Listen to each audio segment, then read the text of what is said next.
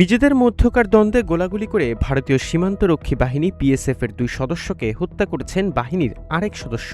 বৃহস্পতিবার ভারতের পশ্চিমবঙ্গ রাজ্যের মালদার বৈষ্ণবনগরের একটি ব্যাটালিয়ন ক্যাম্পে এই ঘটনা ঘটে।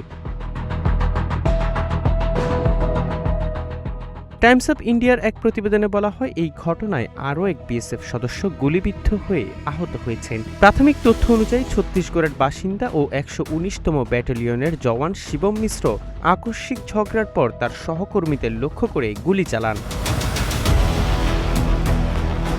এই ঘটনায় নিহত জওয়ানরা হলেন বিহারের ছাপড়ার বাসিন্দা অজয় কুমার সিং এবং মহারাষ্ট্রের গডচিরোলির বাসিন্দা আম্বাদার সুরেশ দুর্গু। তারা উভয়েই 71তম ব্যাটালিয়নে কর্মরত ছিলেন এবং ঘটনাস্থলেই মারা যান। এই ঘটনায় হুগলির বাসিন্দা বিকাশ ব্রহ্ম নামে আরেক জওয়ান আহত হয়েছেন। মালদার পুলিশ সুপার অনুপম সিং জানিয়েছেন, এই ঘটনায় অভিযুক্ত জওয়ান শিবম মিশ্রকে আটক করা হয়েছে। প্রাথমিকভাবে অভিযুক্ত জওয়ান মানসিক অবসাদের কারণে এই হামলার ঘটনা ঘটিয়ে থাকতে পারেন বলে ধারণা করা হচ্ছে।